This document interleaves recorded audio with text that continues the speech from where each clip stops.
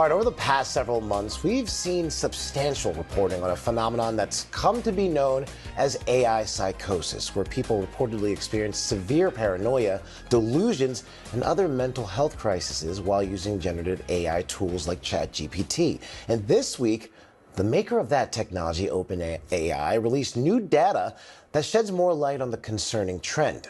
For more on this, I'm joined by ABC News technology reporter Mike Dobuski, as well as psychiatrist and principal investigator at Manhattan Behavioral Medicine, Dr. Judith Joseph. Thank you for both for coming here live. This is fantastic. Now, Mike, I want to start with you. Tell us more about the reports of AI psychosis. What is this? Yeah, so this is often a very dark trend. We've seen these stories emerge of people cutting off communication with their friends and family after using a service like ChatGPT for an extended period of time, in some extreme cases even harming themselves and others. In fact, OpenAI is currently being sued by the parents of a teenager who did take his own life after a conversation with ChatGPT in which they talked about things like suicide. The reports here are varied, Ike, which is why it's significant that we're now actually getting some hard data from OpenAI itself. Now, Dr. Joseph, what have you been seeing in terms of the impact of AI, especially for younger users? This is really interesting. Younger users are more comfortable talking to AI than to someone in real life. They feel as if they have more privacy. They feel as if there's less shame and stigma. And the data is showing that over 70% of youth are using an AI companion. About half of them have used AI for emotional and psychological support. And about 48% of them would say that they would never want to talk to a mental health expert in person.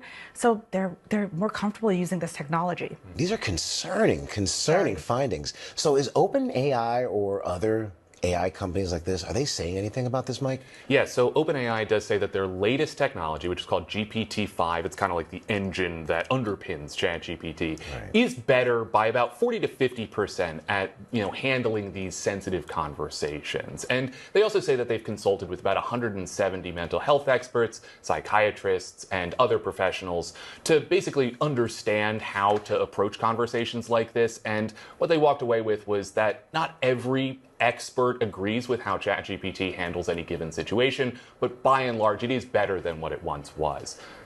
Now, Dr. Joseph, I have to ask you, do you have any advice for parents whose children may use ChatGPT or other AI products? What's your advice to them? I use the RESET method that I developed, R-E-S-E-T. R is realize how using these platforms is impacting your mental health. Make a list, the pros and the cons.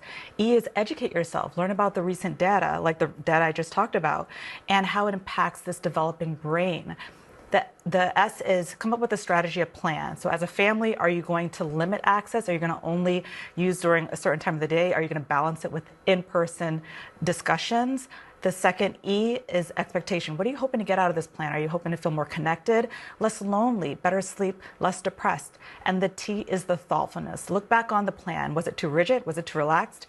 Use this as a family. It's a great structure for everyone and as a guide for the whole family. All right, Reset. Thank you for that. All right. Appreciate you, Mike, Dr. Joseph. Pleasure. Please come back. Thanks for having us. All right. Absolutely.